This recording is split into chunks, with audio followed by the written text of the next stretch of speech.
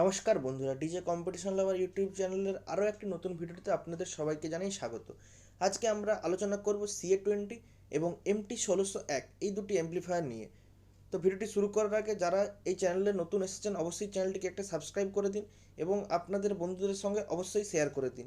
এই রকম নতুন নতুন তথ্যমূলক ভিডিও আমাদের চ্যানেলে প্রতিনিয়ত এসেই থাকে। শুরু করা যাক ভিডিওটি। প্রথমে আমরা দেখব CA20 অ্যাম্প্লিফায়ার এবং অপর সাইডে আমরা রাখবো MT1601 অ্যাম্প্লিফায়ারকে। তো যদি আমরা অ্যাম্প্লিফায়ার দুটি ব্র্যান্ডের কথা বলি, তাহলে CA20 অ্যাম্প্লিফায়ারের অরিজিনাল ব্র্যান্ড হচ্ছে সাউন্ড স্ট্যান্ডার্ড। এই sound standard company CA20 original, বাকিরা ডুপ্লিকেট আমি বলবো না, বাট বাকিরা এই CA20কে কপি করেছে। এখন অনেক কোম্পানির CA20 পাওয়া যায়। অপরদিকে MT1601 যার অরিজিনাল ব্র্যান্ড হচ্ছে NX অডিও, যারা এই মডেলটি প্রথম লঞ্চ করেছিল এবং তাই NX অডিও হচ্ছে অরিজিনাল ব্র্যান্ড MT1601-এর।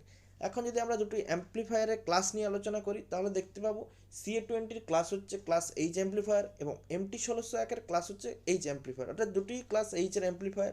তো এই অ্যাম্প্লিফায়ারের ক্লাস জিনিসটা কি, এটা যদি আপনারা সম্পূর্ণভাবে জানতে চান তাহলে অবশ্যই ভিডিওর কমেন্ট বক্সে কমেন্ট করুন, তাহলে আমি এর পরের ভিডিওটি অ্যাম্প্লিফায়ারের ক্লাস নিয়ে আপনাদের সামনে তুলে ধরবো।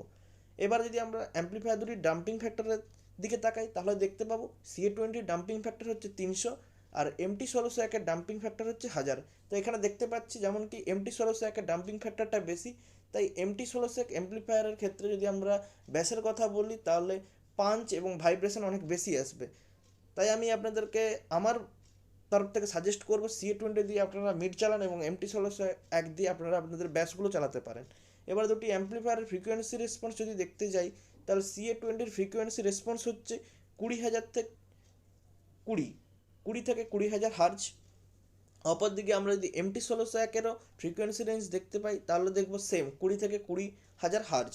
এবার যদি আমরা দুটি অ্যাম্প্লিফায়ারের পাওয়ার আউটপুটের কথা বলি, তাহলে CA22 ওহমসে পাওয়ার আউটপুট করবে 2700 ওয়াট প্লাস 2700 ওয়াট প্রত্যেক চ্যানেলে, 4 ওহমসে আউটপুট করবে 2025 ওয়াট প্লাস 2025 ওয়াট পার চ্যানেলে এবং 8 ওহমসে আউটপুট করবে 1300 ওয়াট প্লাস 1300 ওয়াট প্রত্যেক চ্যানেলে।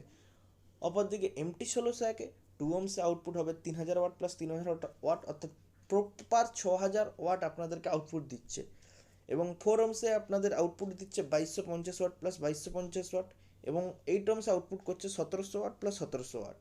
এবার যদি ব্রিজ মোডের কথায় আসি, তাহলে CA20 4 ওহমসে আউটপুট করছে 5400 ওয়াট এবং 8 ওহমসে আউটপুট করছে 4050 ওয়াট এবং MT1601 ব্রিজ মোডে পাওয়ার আউটপুট করছে 4 ওহমসে 5200 ওয়াট এবং 8 ওহমসে 4200 ওয়াট। এবার যদি আমরা অ্যাম্প্লিফায়ারের ওয়েট দেখতে যাই, তাহলে CA20-র ওয়েট হচ্ছে অ্যাপ্রক্স 41 কিলো অর্থাৎ 41 কিলো এবং MT1601-এর ওয়েট হচ্ছে 47 কিলো। আমরা দুটি অ্যাম্প্লিফায়ারের যদি প্রাইস দেখতে যাই, মোটামুটি অনলাইন প্রাইস CA20 যেটা রয়েছে 46,000 টাকা এই মুহূর্তে এবং MT1601 রয়েছে 49,800 টাকা। তো এই দামগুলো আপনাদের মার্কেট অনুযায়ী ভ্যারি করবে। মোটামুটি MT1601-এর দাম CA20-র থেকে 4 থেকে 5,000 টাকা বেশি হবে।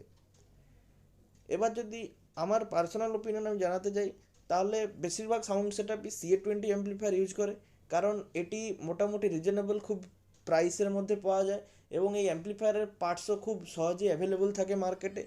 তাই CA20 বেশিরভাগ অপারেটর বা বেশিরভাগ মালিক ব্যবহার করে। এখন অবশ্য MT1601 অনেকে ইউজ করছে এর পাঞ্চ এবং ভাইব্রেশন অনেক বেশি থাকার জন্য।